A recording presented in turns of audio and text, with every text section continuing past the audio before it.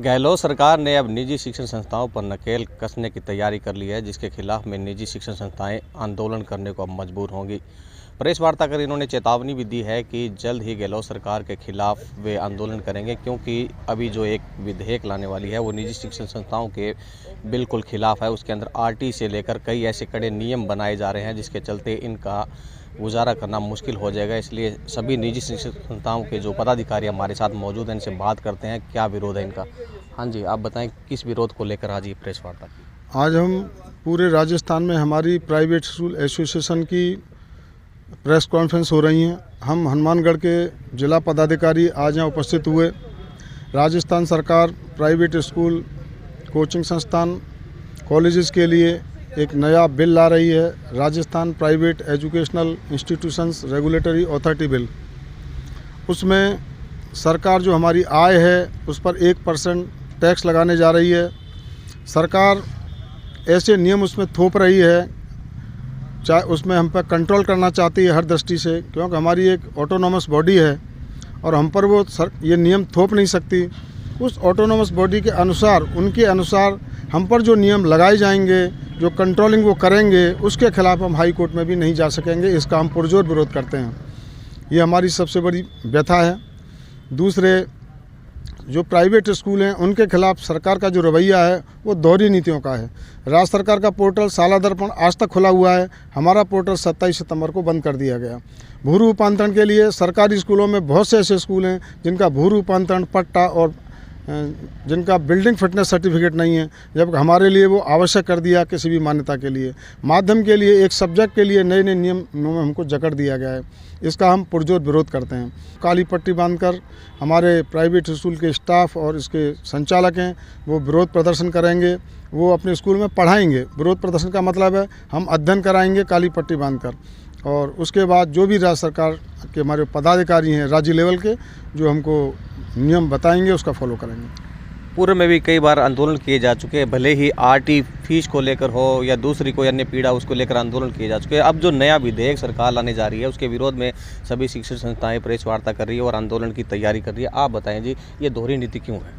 कल हमने इस दोहरी नीति के विरोध में हमने कल राज्य माननीय मुख्यमंत्री को ज्ञापन भेजा है सभी जिला कलेक्टर के माध्यम से कि जो दोहरी नीति लागू की जा रही है, 1% टैक्स जो है कहीं भी लागू नहीं है। निजी शिक्षण संस्थाएं जो है नो प्रॉफिट नो लॉस के ऊपर कार्य करती है, कहीं भी इसके अंदर लाभ नहीं छिपा होता है। और दूर दराज ढाणियों के अंदर जो स्कूल संचालित कर रहे हैं, जहाँ पे गवर्नमेंट स्कूल भी नहीं है, वहाँ शिक्षा से वंचित बच्चों को जोड़ा जा रहा है। ऐसी स्थिति में अगर ये सरकार इस तरह के नियम लागू करती हैं तो वो शिक्षण संस्थाएं बंद होगी और उन बच्चों का भविष्य अंधकार में होगा। निश्चित तौर पे शिक्षण संस्थाएं बंद हो जाएगी तो बच्चों का भविष्य अंधकार में हो जाएगा। एक तरफ सरकार कह रही है कि बच्चों को इंग्लिश मीडियम के माध्यम से जोड़ा जाए, स्कूलों को कन्वर्ट भी किया जा रहा है, और दूसरी तरफ निजी शिक्षण जो निजी विद्यालय हैं उनके खिलाफ ऐसे नए नए कानून लाए जा रहे हैं।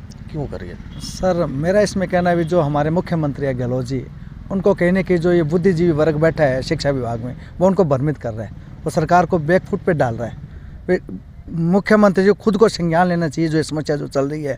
जो उन्होंने ये जो 3 अभी जो आरटी के बच्चों का एडमिशन किया, साल भर निकल गया, पता नहीं क्या प्लानिंग करते हैं, कैसी प्लानिंग है। मेरी एक ही रिक्वेस्ट है हमारे मुख्यमंत्री तुरंत संज्ञान ले, वरना सरकार बैकफुट पे आ जाएगी। आगे चुनावी माहौल है तो हम चाहते हैं भी सरकार के साथ हम भी जुड़ के काम करें, लेकिन स्थिति खराब हो जाए। अगर इसी स्थिति से अगर संज्ञान नहीं लिया मुख्यमंत्री जी ने, तुरंत संज्ञान लेके तुरंत एक्शन लेना चाहिए इस मैटर के ऊपर। उनको संज्ञान नहीं लिया तो स्थिति खराब हो जाएगी। चुनावी वर्ष है और गहलोत सरकार को इनकी पीड़ा जो है सुननी चाहिए और इनके पक्ष में कुछ ऐसे नियम बनाने चाहिए जिससे कि इनकी पीड़ा कम हो। आप बताएं, आरटी बच्चों के लेकर जो नियम बनाया जा रहा है कि 3 साल तक बच्चों को पहले पढ़ाओ बाद में फीस दी जाएगी, इसमें क्या है?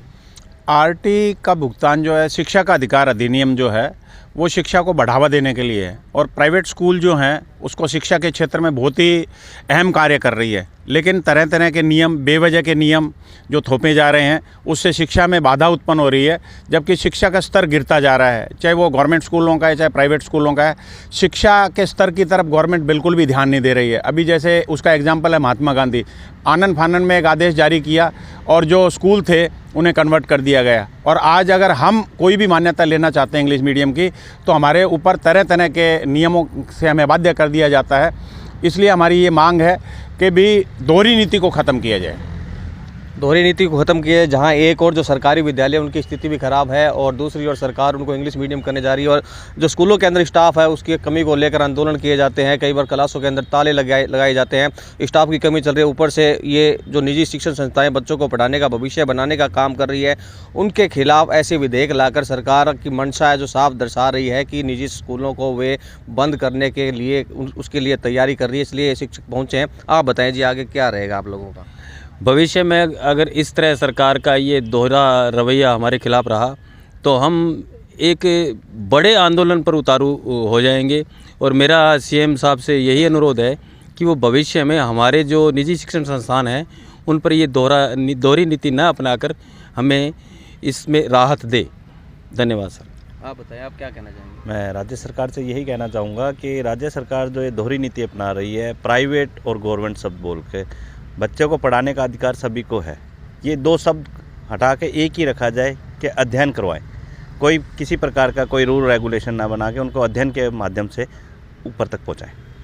एक तो सरकार बच्चों को पढ़ाने के लिए इतनी बड़ी बड़ी जो योजनाएं हैं वो लाई गई हैं, कभी मिड डे मील हो या बच्चों को और भी आराम जैसे चीज़ें उपलब्ध करवाई जाती है, और दूसरी ओर जो शिक्षा के लिए वंचित अब होना पड़ेगा। जिस तरह से अगर निजी शिक्षण संस्थाएं आंदोलन पर आती है तो कहीं ना कहीं उनकी शिक्षा भी प्रभावित होगी और बच्चों की पढ़ाई भी खराब होगी, उनका वर्ष भी खराब हो सकता है। ऐसे में सरकार को चाहिए कि वे निजी शिक्षण संस्थाएं जो मांग कर रही है, जो नया विधेयक लाने जा रही है, उस पर कहीं ना कहीं गौर किया जाए। उन्होंने साफ तौर पर कहा है कि जो मुख्यमंत्री के सलाहकार है वो पता नहीं कैसी कैसी सलाह देते हैं जिसके चलते वे एक विधेयक पास कर देते हैं, और उन्हें सोचना चाहिए कि खुद धरातल पर जो स्थिति है उसका अवलोकन करवाना चाहिए, खुद उनको मॉनिटरिंग करनी चाहिए जिसके चलते उनको संज्ञान हो कि आज धरातल पर स्थिति क्या है।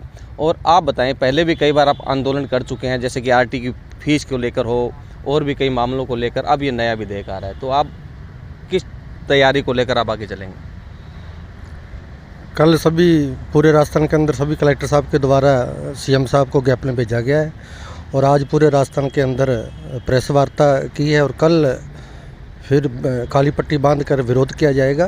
तो हमारी तो सीएम साहब से यही मांग है कि संस्थाओं के ऊपर दोहरी नीति ना अपनाएं, कुछ ज़्यादा नियम ना थोपें। ये आपका सहयोग कर रही है शिक्षा के अंदर और आगे भी इसी प्रकार करती रहेगी। तो इन्होंने साफ तौर पे चेतावनी दी है कि वे कल काली पट्टी बांधकर अपना जो कार्य है वो जारी रखेंगे। हालांकि इनकी मंशा ये नहीं है कि किसी बच्चे की पढ़ाई ख़राब हो, वे काली पट्टी बांधकर विरोध करेंगे, लेकिन वे बड़ा आंदोलन करने की भी तैयारी कर रहे हैं। जिस तरह से आज सभी ज़िलों के अंदर प्रेस वार्ताएं की है और इन्होंने ज्ञापन के माध्यम से चेताया भी है सरकार को कि वे जो विधेयक लाना चाह रहे हैं उसे न लाएँ, उसको संशोधित करें, क्योंकि अगर इनके खिलाफ ऐसी कार्रवाई होती है तो इन्होंने भी बड़े आंदोलन की चेतावनी दे दी है। और आने वाला वर्ष चुनावी वर्ष है, ऐसे में गहलोत सरकार के लिए ये घातक हो सकता है। देखना होगा कि इनकी चेतावनी के बाद में गहलोत सरकार क्या निर्णय लेती है, जो विधेयक ला रही है उस पर रोक लगाती है या नहीं। कैमरा पर्सन जाकिर के साथ गुलाम नबी, राजस्थान तक, हनुमानगढ़।